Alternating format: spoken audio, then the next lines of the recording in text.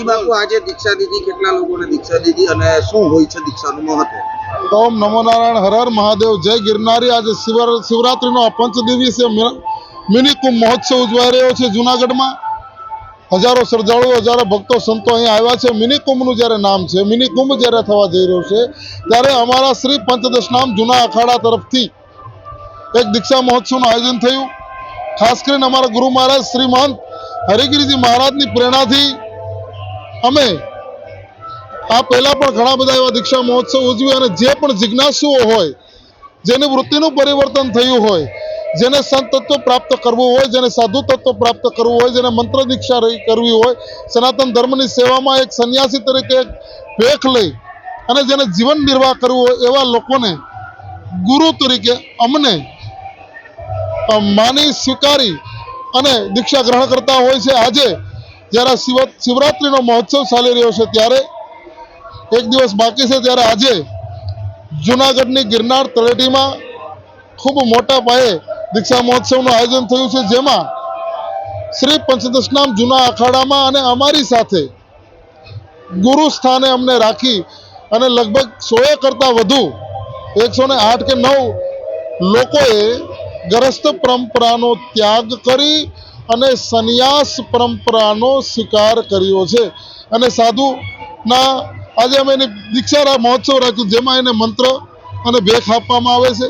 સૌથી પહેલા એને ભસ્મ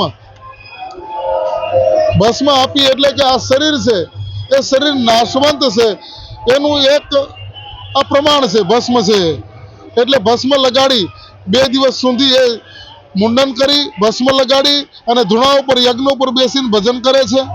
તેમજ તમામ સંન્યાસીઓ લગભગ 8 દિવસથી આવી ગયા છે અને પૂજનમાં, અર્ચનમાં અને અમારી અખાડાની જે પરંપરા છે એ પ્રમાણે પરંપરાઓનો નિર્વાહ કરી આજે તમામને અમે જૂના અખાડાના સાધુ તરીકે, એક સંત તરીકે, એક મહાત્મા તરીકે લગભગ 100થી વધારે લોકોને સંન્યાસ દીક્ષા આપીએ છીએ। આપની નિશ્રામાં અત્યાર સુધી કેટલા સંન્યાસ લીધો?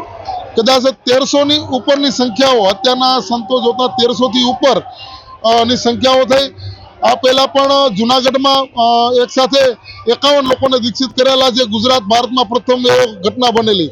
અને આ વખતે પણ એવું બન્યું કે શિવરાત્રીમાં એક સાથે 100થી વધુ સંન્યાસી કોઈ બનતો એ પ્રથમવાર આ જુનાગઢ ગિરનારમાં કોઈ એક વ્યક્તિ દ્વારા, અખાડા દ્વારા તો હજારોને એક સાથે દીક્ષિત થાય છે, પણ કોઈ એક વ્યક્તિ દ્વારા એ દીક્ષિત થતા હોય એવી પ્રથમ આ ઘટના છે। રાષ્ટ્રહિત માટે શું સંદેશો આપશો? માત્ર ને માત્ર સનાતન અને રાષ્ટ્રહિત માટે જ અમે કામ કરી રહ્યા છીએ, સનાતન ધર્મ માટે કામ કરી રહ્યા છે।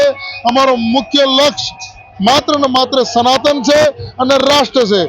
અમે જ્યારે સંન્યાસ દીક્ષા દઈએ છીએ ત્યારે સૌથી પહેલા એને અમે એક સમાજ વ્યવસ્થાને સનાતન માટેની પ્રેરણા આપીએ છીએ અને રાષ્ટ્ર ધર્મને સર્વોપરી માનવો, સર્વોપરી રાખવો। રાષ્ટ્રને જ્યારે આપણી જરૂર પડે, હવે તો આપણા દેહની પણ કોઈ કિંમત નથી રાખી, આ દેહને પણ આપણે ત્યાગ કરી ચૂક્યા છીએ। તો આ શરીર આપણું પૂરેપૂરું તન, મન ને ધન, આપણું સર્વસ્વ સનાતનને અને રાષ્ટ્રને અમે અર્પણ કરી ચૂક્યા છીએ। જ્યારે જ્યારે રાષ્ટ્રને કે સનાતનને અમારી કોઈ પણ પ્રકારની અમારી આખી સંન્યાસ પરંપરાને જરૂર પડશે, ત્યારે અમે બધી જ પ્રકારે સનાતનની અને રાષ્ટ્રની સાથે છીએ।